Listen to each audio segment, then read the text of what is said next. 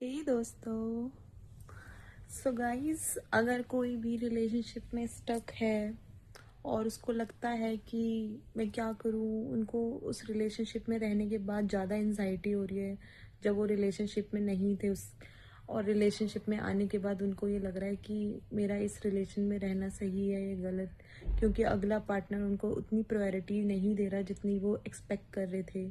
वो रिलेशनशिप में आए ही इसलिए थे। दो लोग होते हैं, दोनों का अलग अलग कॉन्सेप्ट होता है।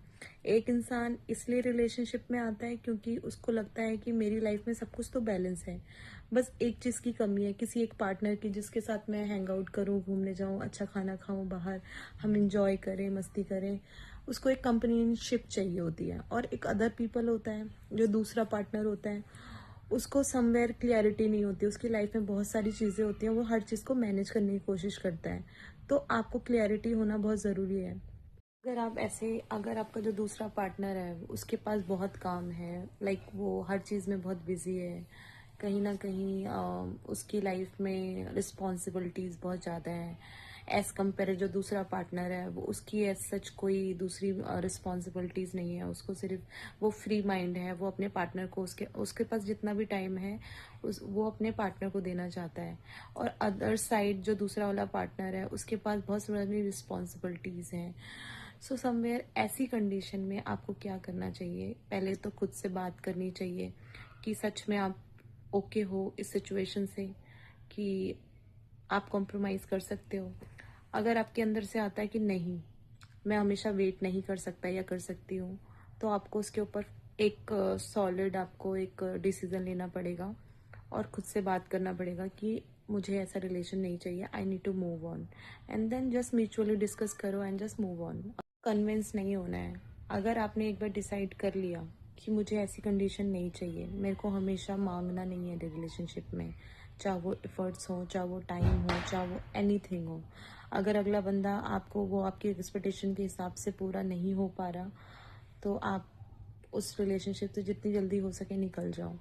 समवेयर अगर कहीं पे जेन्युइन रीज़न है, कुछ टाइम के लिए कोई स्टक है, तो वो वर्क कर सकता है। बट अगर ये लॉन्ग लास्टिंग है, तो आप ऐसे पार्टनर के साथ रहना चाहते हो या नहीं चाहते हो, आपको कॉल लेना पड़ेगा।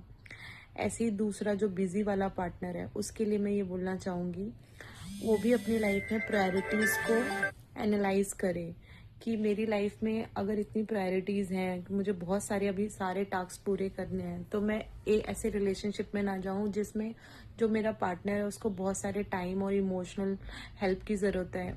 तो उसको भी कोशिश करना चाहिए कि पहले अपने सारे टास्क, उसको लगता है कि हाँ, अब जब मेरी सारी रिस्पॉन्सिबिलिटीज़, मैं हर चीज़ मैनेज कर पा रहा हूँ, अब मैं अपने पार्टनर को टाइम दे सकता हूँ, emotionally, financially, anything kind of, जो वो 100% श्योर हो बाय माइंड कि नहीं, अब मुझे भी एक पार्टनर की चाहिए, मेरे को नीड है, कहीं ना कहीं मुझे भी एक सहारा चाहिए लाइफ में, तब जाके आपको ऐसे रिलेशनशिप में जाने की मतलब डिसीजन लेना चाहिए। ऐसे ही आपको किसी भी रिलेशनशिप में कूदना नहीं चाहिए, क्योंकि आप बाहर की दुनिया से मतलब इंस्पायर हो रहे हो, मतलब कहीं ना कहीं लोगों से अट्रैक्ट हो रहे हो, मतलब चीज़ें देख के आपको लग रहा है नहीं कि मेरे को भी अपनी लाइफ में कोई ना कोई चाहिए।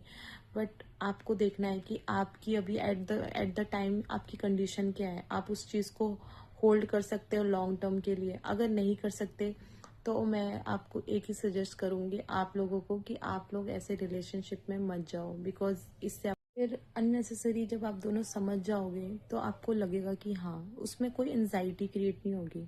फिर आप लोगों के पास वैलिड रीज़न रहेगा कि वाई यू ब्रेकअप, कि आप लोगों ने ब्रेकअप क्यों किया।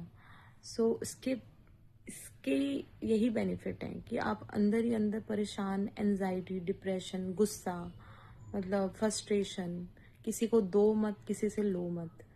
इजी लाइफ रखो, सोच समझ के चीज़ों में जाओ, एंड वो आपको एक अच्छा रिजल्ट देगी आने वाले टाइम में। जब मेंटली आपको पता होता है कि हाँ यार, अब मेरी लाइफ में और कोई गोल नहीं है, बस घूमना फिरना है, इंजॉय करना है, then you need to go in married life और इन रिलेशनशिप और एनीथिंग यू लाइक। ऐसे ही रैंडमली किसी के साथ अपने शौक पूरे करने के लिए एक दो दिन के लिए या कुछ टाइम के लिए रिलेशनशिप में आना, इट्स वेस्ट ऑफ टाइम। आपका अपना भी वेस्ट होगा टाइम, कहीं ना कहीं दूसरे का आप वेस्ट करोगे, तो ये एक बैड कर्मा है।